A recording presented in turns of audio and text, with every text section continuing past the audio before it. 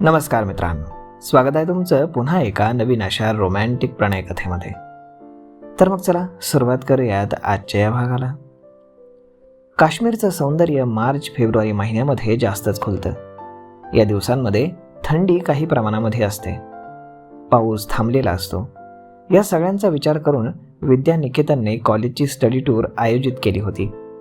परंतु विद्यार्थ्यांच्या सुदैवानं तिथे 2 दिवस बर्फ कोसळत होता. परिणामी उंच वृक्ष आणि टेकड्या पांढरी शुभ्र बर्फाची चादर ओढून बसल्यासारखे वाटत होते. वातावरण अगदी आल्हाददायक होतं.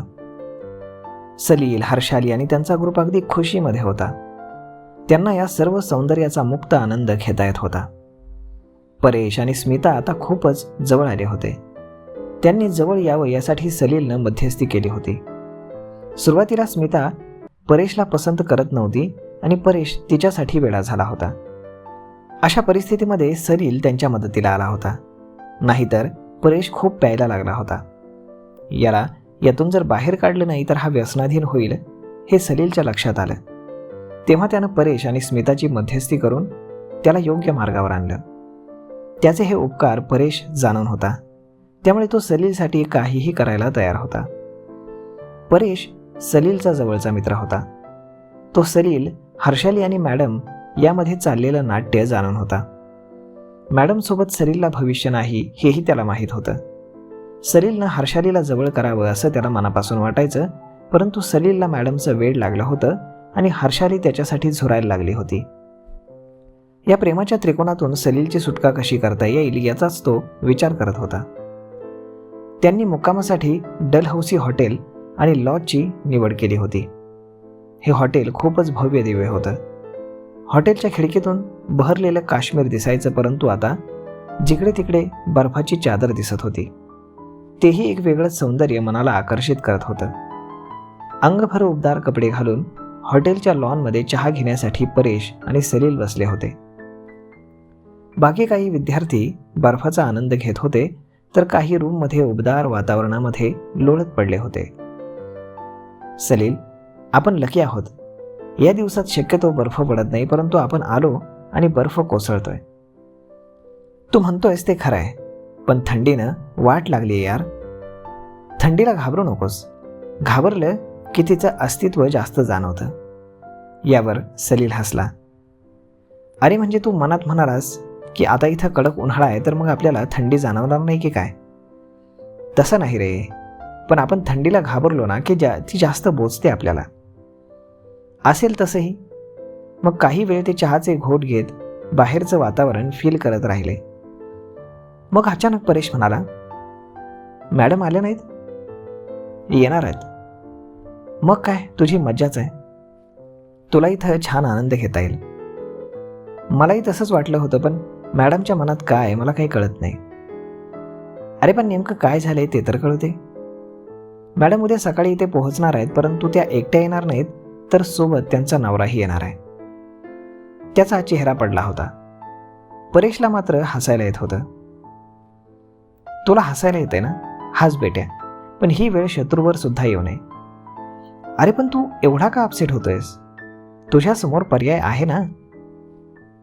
काय पर्याय आहे? तुझं आहे तुझं पाशी, परंतु तू जागा चुकलाशी. म्हणजे? अरे हर्षाली आहे ना, तिच्यासोबत सेलिब्रेट कर ना पिकनिक. तुला सारं माहिती असून तू असं का म्हणतोयस? हो, मला सारं माहिती आहे म्हणूनच मी असं म्हणतोय. तो थांबून पुढे म्हणाला, बघ अजूनही वेळ गेलेली नाही. माझं मन मानत नाही. मला मॅडमच पाहिजेत. अरे असल्या अवास्तविक गोष्टींच्या मागे धावण्यात काही अर्थ नाही. तू माझा जवळचा मित्र आहेस आणि म्हणून हे सारं मी तुला सांगतोय. नाहीतर मी तुला याबद्दल काहीच बोललो नसतो. ठीक आहे, बघू पुढे काय होतंय ते. गुड. आता कसा शहाण्या मुलासारखा बोललास? सलीलनं चहाचा घोट घेतला आणि तो म्हणाला, चल आपण बर्फाचा आनंद घेऊ. मग ते दोघे बाहेर पडणार तेवढ्यात स्मिता आणि हर्षाली त्यांना समोरून येताना दिसल्या. काय खूप गहन विषयावरती चर्चा चालली होती वाटतं? हो. कोणत्या? आम्हालाही कळू द्या. परेश गंभीर चेहरा करून म्हणाला, आंतरराष्ट्रीय राजकारणामध्ये भारत कसा पुढे येईल यावरती आम्ही बोलत होतो. त्यावर काय बोलावं स्मिताला सुचेना. आणि मग परेश हसला. अगं, अशा वातावरणात आम्ही काय विचार करणार? तुमच्या दोघींचीच वाट पाहत होतो. चला तर मग, चला, असं म्हणून ते हॉटेलच्या बाहेर पडले. बाकीचे सारे विद्यार्थी हॉटेलच्या आसपास बर्फ एकमेकांच्या अंगावरती फेकत आनंद घेत होते. हे चौघेजण मात्र काहीसे लांब चालत निघाले. उंच झाडं आणि बर्फ यातून ते फिरत होते. चालताना ते गप्पाही मारत होते, हसत खिदळत होते. समोरच त्यांना एक नदी दिसली. तिच्या पात्रामध्ये पाणी नव्हतं, मात्र बर्फ जमा झाला होता. ते थोडंसं पुढे आले आणि पुन्हा एकदा जोरदार वारा आणि बर्फ कोसळायला सुरुवात झाली. आता काय करावं, चौघांनाही प्रश्न पडला. स्मिता आणि हर्षाली मनातून घाबरल्या. त्यांना धीर देत सलील म्हणाला, घाबरू नका, आपण काही फार दूर नाही आहोत आणि हे वादळ काही वेळ चालेल. पण आता आपण कुठे थांबायचं? ते दिसतंय ना, ते घर आहे ना? हो, कॉटेज सारखं दिसतंय, चला तिकडे जाऊ. थोडंसं पुढे आल्यानंतर त्यांना ते कॉटेज स्पष्ट दिसलं. ते ताकदीनं पावलं उचलत तिकडे चालू लागले. हिमवर्षावाचा जोर आता वाढला होता. ते चौघे दरवाजासमोर येऊन उभे राहिले. आत कोणी आहे का? सलीलनं जोरात विचारलं. त्याचा आवाज त्या हिमवर्षाच्या वादळामध्ये विरून गेला.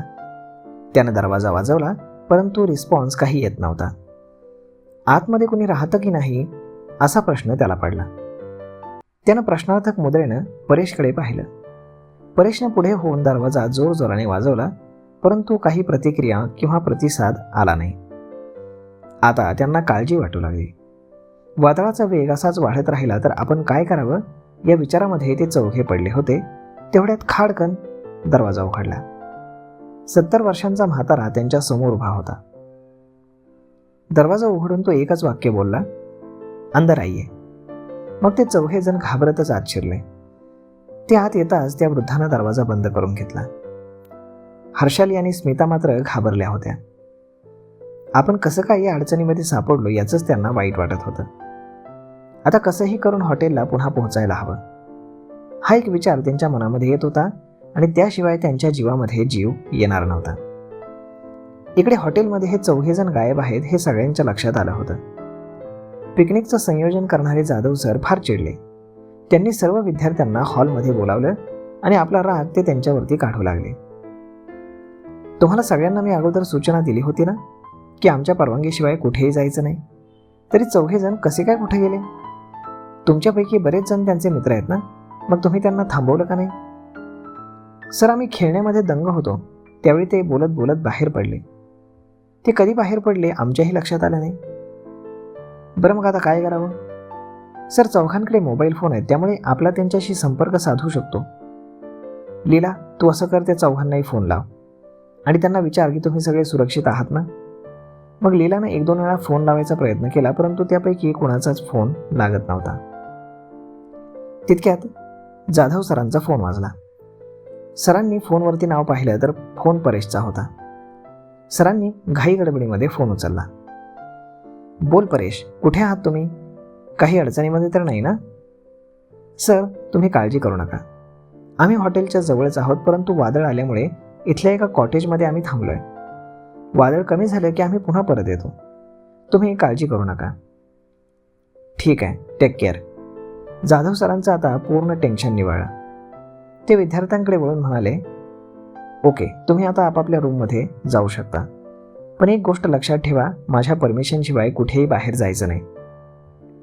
तुम्ही आनंद व्यक्त करा, परंतु स्वतःची काळजी घ्या. Yes sir. असं म्हणून सगळे विद्यार्थी आपापल्या रूमकडे वळाले. सगळेजण सुरक्षित आहेत हे कळाल्यानंतर आता तसंही टेन्शन काही राहिलं नव्हतं.